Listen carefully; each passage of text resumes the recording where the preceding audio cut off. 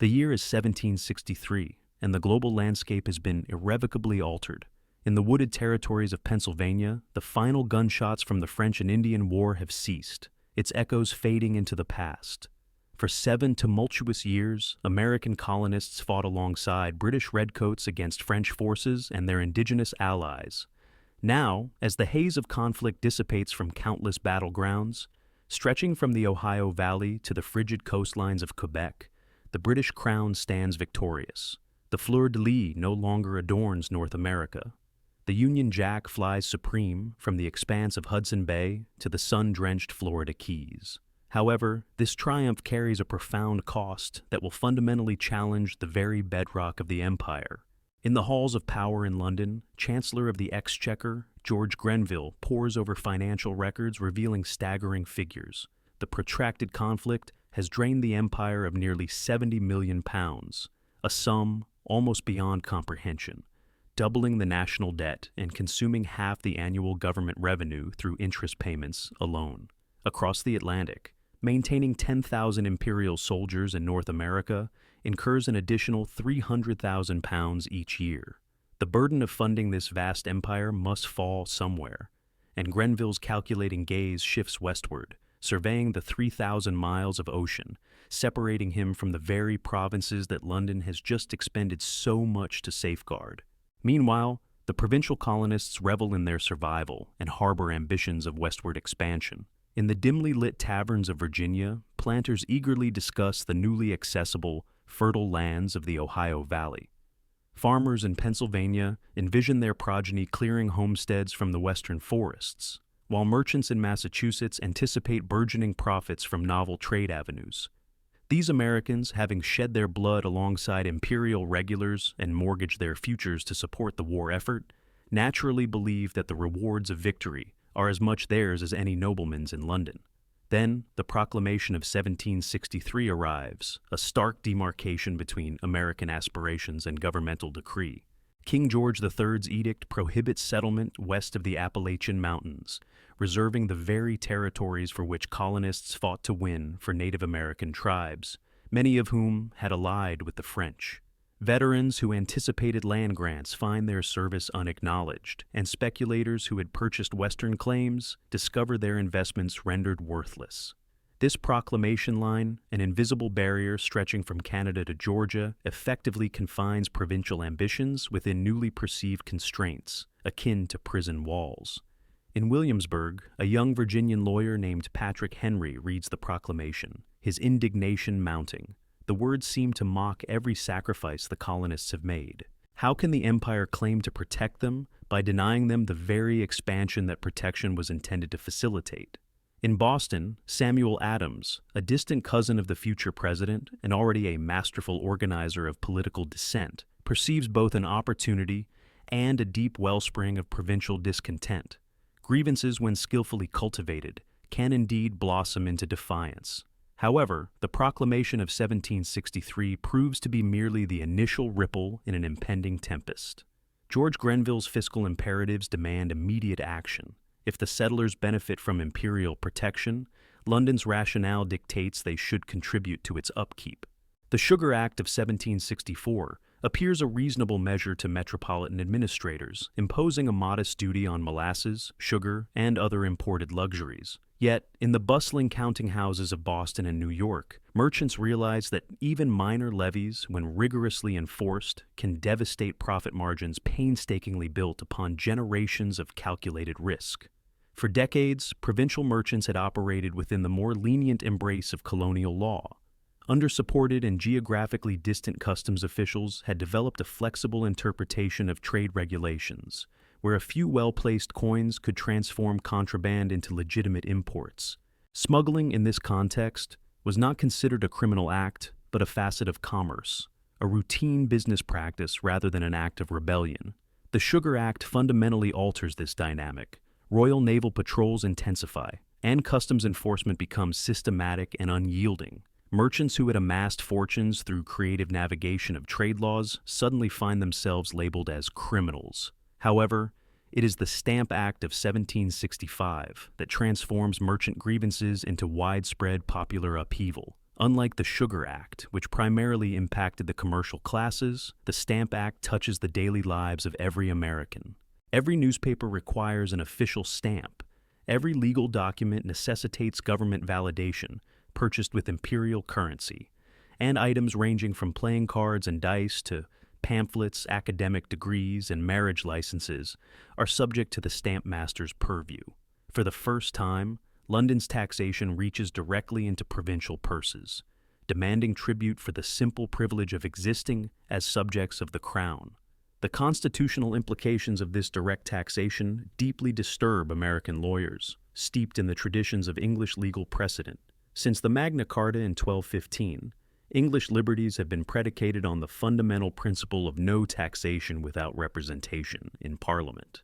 Yet, the provincials elect no representatives to the House of Commons, nor do they send delegates to the House of Lords. Consequently, on what legal basis can Westminster presume to levy taxes upon them? This question ignites across the colonial assemblies with the ferocity of wildfire through dry brush. In London, Westminster offers a sophisticated defense: the concept of virtual representation. Imperial officials argue that each member of Parliament represents not only their specific constituency, but the entire empire, effectively voicing provincial interests through members who prioritize the empire's overarching welfare. Benjamin Franklin, serving as an American agent in London, dismisses this argument with thinly veiled contempt, likening virtual representation to offering sustenance to a starving man with imaginary food. The Stamp Act also introduces colonists to another controversial imperial policy that will sour relations for the subsequent decade: the Quartering Acts. Imperial troops stationed in North America require housing, provisions, and supplies. Instead of burdening the royal treasury, Parliament mandates that provincial governments furnish these necessities. Local authorities are compelled to provide barracks, bedding, beer, rum, and all other essentials for the soldiers. When public buildings prove inadequate, private citizens are required to open their homes to these uninvited guests in red coats. This imposition, forcing free men to house soldiers during peacetime, represents a profound violation of English rights, a practice later explicitly prohibited by the Third Amendment to the United States Constitution. However, in 1765, colonists lacked constitutional recourse against Westminster's demands. Tavern keepers find their establishments commandeered, and homeowners discover that their property rights hold no sway against military convenience. The quartering mandates transform every red-coated soldier into a tangible symbol of provincial subjugation. Resistance begins subtly, often in clandestine meetings, but it soon escalates into open defiance. In Boston, Samuel Adams spearheads the organization of the Sons of Liberty, a name adopted from a speech by Isaac Barré, a member of Parliament who had lauded the Sons of Liberty in America. Adams understands that successful dissent requires both secrecy for planning and public visibility for impact, necessitating both underground organization and overt displays. The Sons of Liberty convene in private but act in public, orchestrating protests that appear spontaneous yet are meticulously planned. This network rapidly proliferates through the colonial ports. In New York, Isaac Sears and Alexander McDougall lead the Sons of Liberty, while in Philadelphia, Charles Thompson rallies the local radicals. Charleston's dissidents rally around Christopher Gadsden, whose iconic yellow flag, emblazoned with a coiled rattlesnake and the motto, "Don't tread on me," becomes a lasting emblem of American defiance. Each city cultivates its distinct methods, yet all share common objectives: to resist imperial taxation and to coordinate intercolonial protest. The Sons of Liberty master the art of political theater. When stamp distributors accept their appointments, they are met by angry throngs that materialize at precisely the opportune moments. Effigies are displayed from liberty trees in town centers, symbolic executions that foreshadow genuine repercussions for anyone enforcing Crown law. Tar and feathers await overly zealous customs officials, delivering a clear message. Complicity with metropolitan authorities carries social and physical risks that far outweigh any financial incentives. However, dissent demands more than street demonstrations and intimidation. It requires legal justification and intellectual coherence. Colonial assemblies transform into crucibles for constitutional debate. In Virginia's House of Burgesses, Patrick Henry introduces resolutions challenging Westminster's authority to impose taxes on America, his words resonating with electrifying power. If this be treason, make the most of it. The Massachusetts General Court adopts similar resolutions and issues a call for a stamped Congress to coordinate intercolonial responses. In October 1765, 9 provinces dispatched delegates to New York, forming the first inter-American political body since the Albany Congress of 1754. The stamped Congress crafts documents that will profoundly influence the constitutional crises of the following decade. The delegates meticulously differentiate between Westminster's legitimate authority to regulate imperial trade and its purported right to impose taxes on provincial property. While acknowledging that external duties on imports might fall within legislative purview, they assert that internal assessments on American property infringe upon fundamental principles of English autonomy. This distinction appears clear to the colonists, but British parliamentarians view it with considerable suspicion. Concurrently, an even more consequential network begins to form: the Committees of Correspondence. Samuel Adams conceives this initiative in Boston, and it rapidly spreads throughout the colonies, akin to vital arteries circulating revolutionary sentiment. Each town and county establishes a committee to maintain communication with neighboring communities and other colonies. When British authorities enact measures in one locale, news disseminates swiftly through the correspondence network, enabling coordinated responses before government officials can exploit colonial isolation. These committees effectively transform 13 distinct colonial societies into a nascent, unified political entity. A farmer in Georgia learns within weeks about tax protests occurring in Massachusetts, while a merchant in Philadelphia receives detailed accounts of customs enforcement in Charleston. For the first time, colonists begin to perceive their localized grievances as integral to a broader pattern of British oppression extending across the continent. In Virginia, the correspondence committees leverage the established social networks of the planter elite. George Washington, though not yet fully committed to resistance, permits his Mount Vernon estate to serve as a meeting place for the Fairfax County Committee. Thomas Jefferson, then a young lawyer building his practice, finds that his involvement with the Correspondence Committee provides invaluable preparation for the constitutional arguments that will soon occupy his life's work.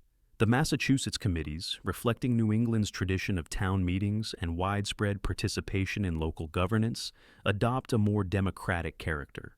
Samuel Adams utilizes the Boston Committee to orchestrate resistance activities throughout the province, while his second cousin, John Adams, contributes his legal expertise to articulate colonial opposition in terms that British lawyers cannot easily refute. Pennsylvania's committees reflect the colony's rich tapestry of religious and ethnic diversity. Quakers, principled pacifists, grapple with reconciling their beliefs with growing resentment towards British policies. German immigrants, many of whom sought refuge in America from European taxation and military conscription, discover unsettling parallels between British demands and the very oppression they had fled. Scots-Irish settlers, already harboring a degree of skepticism towards British authority, required little impetus to resist London's latest impositions.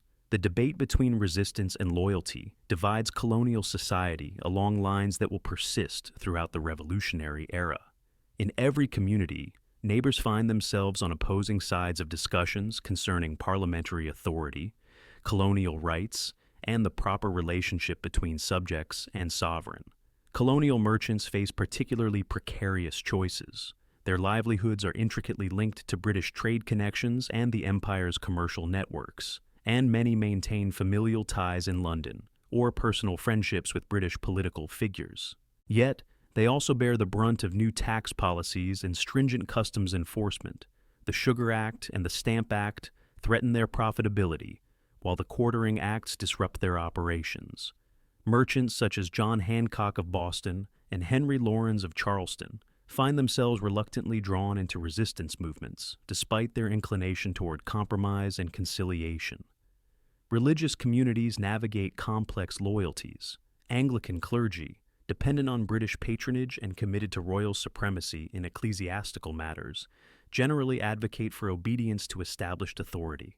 Conversely, Congregationalist ministers in New England, Presbyterian pastors in the Middle Colonies, and Baptist preachers across the South frequently perceive British policies as endangering religious liberties alongside civil rights. The Great Awakening of the 1740s had already begun to erode deference to established authority, fostering a stronger emphasis on individual conscience and broader participation in religious life. These very principles readily extend to political resistance. The question of loyalty versus liberty becomes a deeply personal matter for countless colonial families. Sons debate their filial obligations to the king with their fathers, wives express differing views on the wisdom of resistance to their husbands, and brothers find themselves on opposing sides of constitutional disputes that seem abstract until they manifest tangible consequences in daily life. As 1765 draws to a close, colonial resistance achieves its inaugural significant triumph. The Stamp Act proves unenforceable across British North America. No colonial stamps are distributed, as no one dares to sell them. Courts cease operations rather than function without the requisite stamped documents. Newspapers appear bearing skull and crossbones where the tax stamps should be affixed. Business transactions continue as usual, albeit without any acknowledgement of parliamentary authority. In London, British merchants whose prosperity relies on colonial trade begin to exert pressure on Parliament for repeal. The colonial boycott of British goods inflicts losses amounting to thousands of pounds on London businesses. Ships return to English ports laden with unsold merchandise, and credit networks financing transatlantic commerce face the threat of collapse under the strain of colonial resistance. The Rockingham Ministry, already contending with domestic political challenges, cannot disregard the commercial appeals from its most influential supporters. In March 1766, Parliament repeals the Stamp Act, triggering widespread colonial jubilation. Bells ring out in Boston, cannons fire salutes in New York, and toasts are raised in Philadelphia taverns to the well-being of King George and the wisdom of Parliament. However, this celebration proves to be premature. On the very same day Parliament repeals the Stamp Act, it enacts the Declaratory Act, unequivocally asserting Parliament's authority to legislate for the colonies in all matters whatsoever. The fundamental constitutional question dividing Britain and America remains unresolved. Parliament asserts unlimited jurisdiction over colonial affairs, while colonists maintain their entitlement to the same rights as all English subjects. These opposing positions are irreconcilable through compromise or accommodation. The Declaratory Act garners minimal attention amidst the euphoria of the Stamp Act repeal. Nevertheless, Samuel Adams and other colonial leaders grasp its implications with clarity. Britain has executed a tactical withdrawal, but not a strategic one. The repeal signifies a victory for colonial resistance, but the Declaratory Act portends future confrontations over the same core issues. Parliament retains its theoretical claim to absolute authority, while colonists have demonstrated their practical capacity to resist unwelcome policies. The stage is thus set for even more significant confrontations. As ships transport news of the Stamp Act repeal across the Atlantic in the spring of 1766, few colonists anticipate that they have just experienced the inaugural chapter of a revolutionary crisis that will consume the next decade of their lives. The seeds of rebellion, sown in the frustrations stemming from the Proclamation of 1763 and nurtured by the constitutional crises precipitated by the Sugar and Stamp Acts, have taken firm root in American soil. The committees of correspondence provide vital communication conduits for coordinated resistance, while the Sons of Liberty offer organizational frameworks for popular protest. Colonial assemblies have developed sophisticated constitutional arguments to legitimize their opposition to parliamentary authority. Most crucially, 13 disparate colonial societies have begun to recognize their shared interests and forge a common identity as Americans. While legally and largely sentimentally still British subjects, they are no longer solely defined by that allegiance. Something new is emerging within the forests and cities of North America. A political community capable of contemplating resistance, organizing opposition, and sustaining defiance against the world's preeminent empire. The next trial for this burgeoning American identity looms just over the horizon, approaching with the inexorability of a summer storm. British politicians, convinced that colonial resistance stems from transient emotion rather than enduring principle, are already formulating new policies to assert parliamentary authority and generate colonial revenue. Colonial leaders, emboldened by their success against the Stamp Act, are preparing for even more substantial challenges to their claims of English liberties. Neither side fully comprehends the forces they have set in motion, yet both sense that a fundamental shift has occurred in the relationship between Great Britain and its American colonies. The seeds of rebellion have been sown. Their growth or demise now hinges on future developments. The eventual harvest will determine whether 13 individual colonies can coalesce into something unprecedented in human history. A free and independent nation, born from the assertion that all individuals are created equal and endowed by their Creator with inalienable rights to life, liberty, and the pursuit of happiness. The subtle tension of these early years masks the approaching storm, but those with foresight can already discern the signs of revolutionary weather gathering on the horizon. The fuse has been lit, and the critical question is no longer if it will burn, but when it will ignite the powder keg of colonial resistance and British resolve. That moment approaches far sooner than anyone anticipates, and when it arrives, it will illuminate a world transformed by the radical notion that governments derive their just powers from the consent of the governed. The fuse is ignited. The duration of its smolder before reaching the powder keg depends on choices yet to be made. The euphoria of victory quickly dissipates in the stark reality of London politics. While patriots celebrate the repeal of the Stamp Act, Chancellor Charles Townshend is already strategizing the next phase of Westminster's constitutional chess game. His Declaratory Act of 1766 established the principle. Now, he aims to test the mainland colonists' commitment to their constitutional theories. If the colonists differentiate between internal assessments and external tariffs, he reasons, then let them confront measures that directly impact their daily lives in ways they cannot ignore. Townshend's legislation in 1767 targets the very fabric of civilization. Glass for windows, paint for weather protection, paper for communication, lead for construction, and tea for comfort. All now subject to metropolitan excises that transform necessities into symbols of London's control. In contrast to the Stamp Act, which colonists could simply choose not to buy, these new financial obligations are tied to essential household items. While a settler family might opt out of needing official documents that require stamps, they cannot function without basic necessities like windows, walls, and writing supplies. Though these charges may appear minor, mere pennies on each pound of goods, their combined impact is felt in every colonial home. A shopkeeper fitting new glass panes for his establishment pays the ministry for this privilege. A homemaker purchasing beverages for her family's enjoyment indirectly funds the administration, staffed by red-coated officials. A lawyer acquiring paper for his legal arguments contributes to the salaries of customs officers who will meticulously review his every business dealing. These regulations reframe ordinary trade into an involuntary partnership, with policies that colonists deem unconstitutional. More critically, the Chancellor earmarks the income from these duties to cover the pay for governors and judges across the colonies. For generations, colonial assemblies have held sway over executive and judicial remuneration through their control of government funding. A governor who disregards his legislature risks severe financial hardship. A judge whose legal interpretations displease colonial sentiment might face a suspension of his salary. The authority over financial resources has served as the colony's most potent safeguard against unchecked power. This plan, in a single stroke, dismantles that vital balance.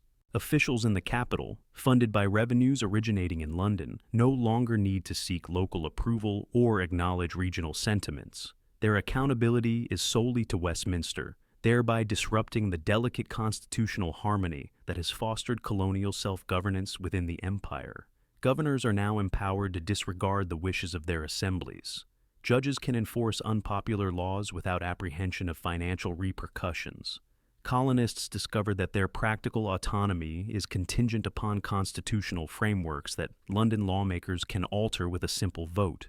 The reaction is swift, though applied selectively.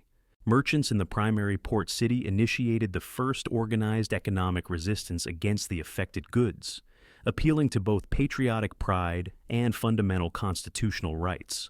Why procure goods manufactured in the capital when local craftspeople can fulfill regional demands? A policy of non-importation transforms economic necessity into a virtuous patriotic act, providing households throughout the continent a means to engage in the constitutional struggle without attending public gatherings or joining formal groups. This economic warfare propagates through established networks, previously utilized during the stamp crisis. Committees of correspondence disseminate news of actions taken in the capital of Massachusetts to ports across the continent. Merchants in New York, initially hesitant to forego profitable trade connections, gradually align with the movement as consumer pressure intensifies. Philadelphia's Quaker merchants, caught between their pacifist beliefs and commercial interests, devise innovative compromises enabling participation without resorting to violence. Rice planters in Charleston, less reliant on imported items than their northern counterparts, nonetheless embrace economic warfare as a demonstration of intercolonial unity. Women emerge as indispensable participants in this commercial conflict. Household purchasing decisions, traditionally a female domain, evolve into political declarations with nationwide ramifications. Organizations like the Daughters of Liberty establish spinning circles, transforming cloth production into a patriotic display. Ladies who once took pride in fashionable imports from London now strive to wear the most modest homespun garments. Drawing rooms, formerly hubs of feminine social life, are transformed as hostesses serve local herbal infusions instead of imported tea. These domestic shifts create unforeseen ripple effects throughout colonial society. Local manufacturers, previously disparaged as inferior to metropolitan products, gain newfound respect and market share. Regional artisans find themselves inundated with orders from customers who previously favored imported goods. This economic refusal inadvertently fosters domestic industries that will prove essential during the impending years of commercial instability. However, financial pressure progresses too slowly for some colonial temperaments. In the towns situated on the Charles River, where Westminster officials concentrate their efforts and enforcement is most stringent, daily friction between residents and customs collectors escalates into something akin to conflict. Revenue officers, equipped with broad search authorities and backed by London's might, ransack warehouses and private residences in search of contraband. Merchants who amassed fortunes through shrewd interpretations of trade regulations now face systematic persecution that jeopardizes their livelihoods and social standing. The confiscation of John Hancock's sloop, the Liberty, in June of the year 1768, crystallizes these tensions into open confrontation. Customs officials seize the vessel under suspicion of wine smuggling, igniting riots that compel ministry officers to seek refuge at Castle William in the harbor. Public outrage stems not only from sympathy for Hancock, one of the city's wealthiest merchants, but from fury over enforcement methods that infringe upon traditional English protections against arbitrary searches and seizures. Governor Francis Bernard responds by requesting military reinforcements from General Thomas Gage in New York. Regiments clad in red coats arrive in the port city during October of the year 1768, transforming a constitutional disagreement into a military occupation. For the first time since the year 1689, Westminster troops patrol the streets of a major colonial city, not to repel foreign invasion, but to quell domestic dissent. Soldiers conducting drills on the common, while citizens go about their daily routines, create an atmosphere of constant crisis that poisons relations between the populace and London's authorities. The military presence proves counterproductive from the moment the initial regiment disembarks. Soldiers competing for scarce employment undercut local wages and anger working men already struggling with economic disruption. Off-duty troops frequenting taverns clash with patrons who perceive them as symbols of oppression. Religious tensions surface as Catholic Irish soldiers attend religious services in a city where Protestant traditions are deeply entrenched. Every interaction between the military and civilian populations carries the potential for escalation, capable of transforming a constitutional crisis into violent rebellion. Samuel Adams understands that martyrdom serves political objectives more effectively than mere argumentation. Through his committees of correspondence and newspaper essays published under classical pseudonyms, he systematically documents every instance of military misconduct, every case of arbitrary enforcement, and every violation of traditional English liberties. His aim is not merely to record grievances, but to construct a narrative of systematic oppression that will legitimize extraordinary measures of self-preservation. The eruption occurs on a frigid March evening in the year 1770, ignited by the type of minor incident that frequently precipitates significant conflagrations.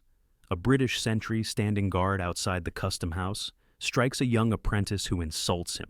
Crowds begin to gather as the news spreads through the city's narrow lanes. Additional soldiers arrive to support their comrade. Tensions mount as civilians hurl snowballs, ice, and